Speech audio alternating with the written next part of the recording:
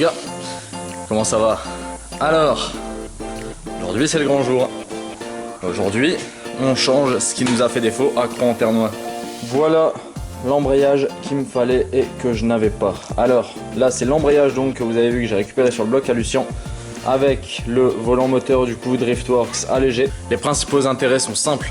Déjà le premier c'est de réussir à encaisser la puissance parce que là le problème que j'avais c'est que j'avais trop de puissance par rapport à mon embrayage d'origine qui tenait pas le coup. Donc encaisser la puissance. Ensuite le deuxième intérêt du volant moteur du fait qu'il est allégé c'est que dans l'inertie, c'est-à-dire la rotation de l'ensemble, donc embrayage, arbre de transmission, tout ça, en fait ça va réduire le poids à l'inertie, que le poids qu'on va économiser, la montée en régime va être gagnée. Quand on est au ralenti, je sais pas, avec un embrayage d'origine ça fait là quand tu es avec un embrayage qui est renforcé, tu vois, c'est plus rapide, plus vif. Donc ça c'est le deuxième intérêt. Et ensuite le troisième intérêt c'est que quand je vais clutcher, quand je vais mettre des coups d'embrayage, ça va être beaucoup plus réactif, ça va monter plus vite en régime, donc ça va aller plus vite chercher les tours, beaucoup plus pratique. Donc là, comme tu le vois, on a démonté le bas de caisse et le pare-choc avant, parce que sinon la voiture ne montait pas sur le 4 colonnes. En fait, pourquoi la vidéo démarre là? Tout simplement parce que je l'ai déposé hier au soir pour être tranquille et gagner du temps. Ce qu'on va faire là, maintenant, c'est que on va redescendre la voiture parce que j'en ai profité pour changer les pneus hier en la déposant. On va reposer la voiture, on va remonter le pont et on va voir en dessous du coup ce qu'on va devoir démonter pour changer l'embrayage. Bon, nous voilà en dessous de la caisse. Alors déjà le premier truc qu'il va falloir tirer, ça va être le demi-arbre de transmission qui est ici. Normalement la ligne on ne doit pas y toucher, normalement l'arbre doit sortir sans gêner.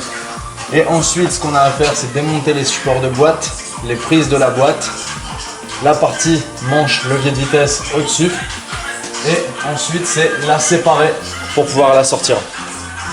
Il y a un peu de boulot mais je pense que d'ici une bonne heure on devrait réussir à l'avoir fait tomber. Là il est 10h08, on se retrouve après.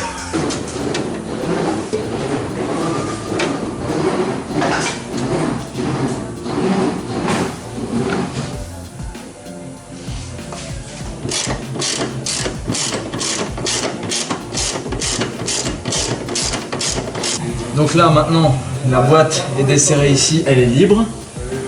Tout ce qu'il nous reste à faire maintenant c'est faire basculer le moteur vers l'arrière de façon à ce qu'elle puisse se pencher et qu'on puisse atteindre les vis du coup qui sont au-dessus. Parce qu'en fait on a des vis qui sont galères à avoir. Ce que vous avez pu voir pour ceux qui ont regardé la vidéo à Croix, c'est qu'on a les vis tout là-haut ici et de l'autre côté qui sont assez compliquées à atteindre quand la boîte est contre la voiture. Donc là le fait de descendre justement ça va nous permettre de les atteindre et de pouvoir les retirer.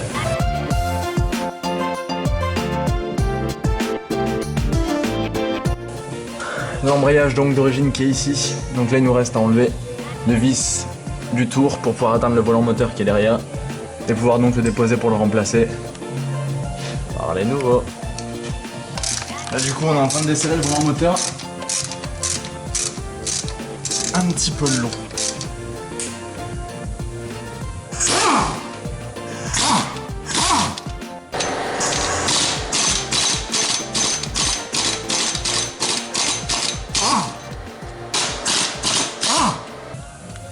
Donc là, le volant moteur qui va venir. Voilà. Alors on sent bien une différence de poids entre les deux. C'est pas ouf non plus, mais on sent qu'il y a une diff. On a des détrompeurs, donc on va pas se tromper pour le remontage. Ici, on a donc l'ancien embrayage qui est ici, le nouveau qui est ici.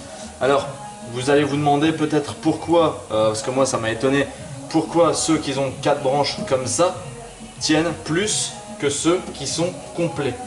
Alors la logique voudrait que si c'est plein, plus de surface, ça frotte plus. Ben non, en fait non, c'est pas comme ça.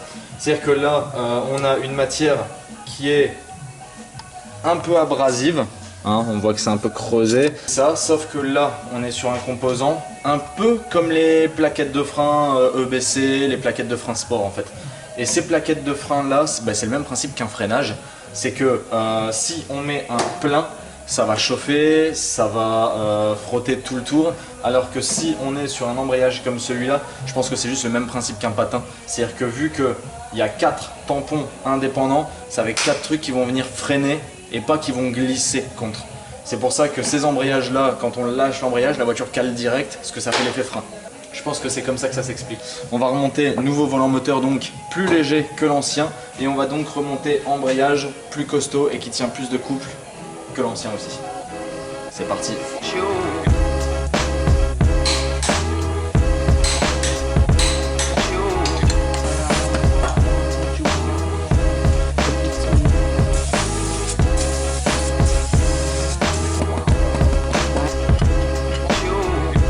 Là, on a placé l'embrayage avec son diaphragme.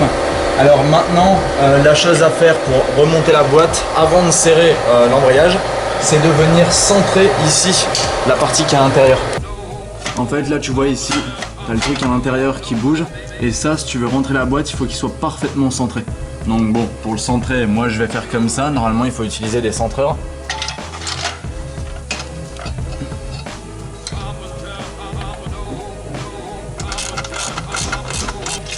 Maintenant, il faut prendre un peu de recul et regarder justement s'il est bien centré. Parce que s'il n'est pas centré, c'est pas la peine d'essayer de remettre la boîte, elle rentrera pas. Non, ça va. C'est pas mal. Maintenant, l'embrayage est resserré, centré. On va essayer de remettre la boîte. Bon, la boîte est en place. Le maître cylindre est en place aussi. Les branchements sont bons. Support de boîte resserré, support d'essieu resserré. Les câblages Colson. Forcément, ça c'est comme d'habitude, ça change pas. Et on a donc l'arbre de transmission à resserrer ici. Et normalement, tout ce qui est dessous de la caisse, on est bon. Et donc tout ce qui restera à faire ensuite, c'est remplir d'huile, parce que là du coup, forcément, on a tout vidangé. Donc remonter les bas de caisse avec le pare-choc avant. Les bas de caisse, en soi, il y en a pour 10 minutes. Le pare-choc avant, il y en a pour 2 minutes. Le problème, ça va être de la descente de là. À savoir que j'ai mis à peu près 1h15 hier à la montée avec des cales, des surcales. Ça, c'est tout ce qu'on a utilisé pour réussir à la monter. Donc ça va être bien amusant, surtout qu'il est déjà 13h.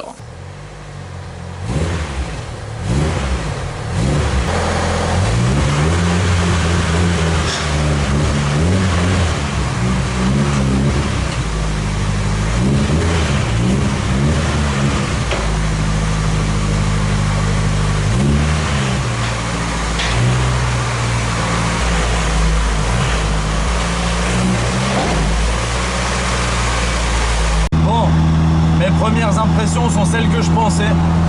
L'embrayage est ultra dur. Alors quand je suis au ralenti et que je dois démarrer, c'est chaud. Chaque fois t'es là, tu sais, des gros coups. Ouais, je suis surpris quand même. J'avais déjà essayé la voiture à Lucien, mais du coup ça me resurprend. Là on arrive bientôt au rassemblement. Il est 14h30, on arrive juste avec 3 heures de retard. Bon, c'est moi quoi. Je crois qu'on est dans les embouteillages. Je pense. Finalement on a réussi à se garer. Enfin. On va aller juste faire un tour d'horizon pour voir un peu comment ça se passe. Bon, forcément il y a beaucoup moins de monde que tout à l'heure, hein. Beaucoup moins.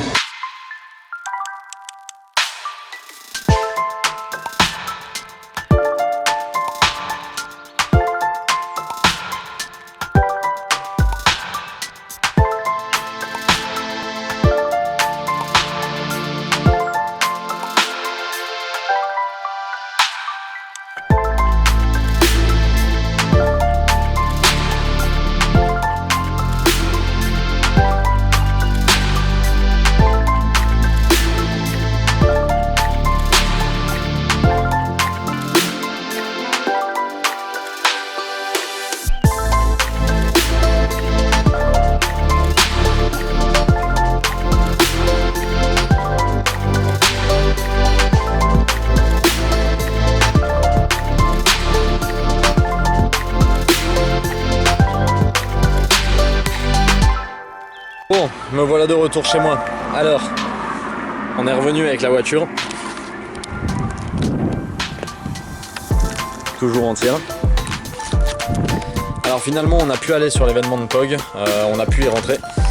J'ai essayé de prendre un maximum d'images, par contre j'ai pas pu vous parler du tout parce qu'il y avait de la musique à fond, il y avait du monde, les rupteurs, les trucs, enfin voilà. En tout cas c'était super cool, ça m'a donné l'occasion du coup de tester l'embrayage. Alors les bouchons c'est pas fait pour ça, c'est clair, mais en tout cas il réagit super bien. Donc j'ai hâte de tester ça en glisse. À mon avis je pense que une ou deux vidéos et normalement ça devrait tomber sur la sortie, donc on va pouvoir vite voir ça. Donc du coup les gars, je vous laisse là-dessus, on se recapte prochainement et tchuss les gars.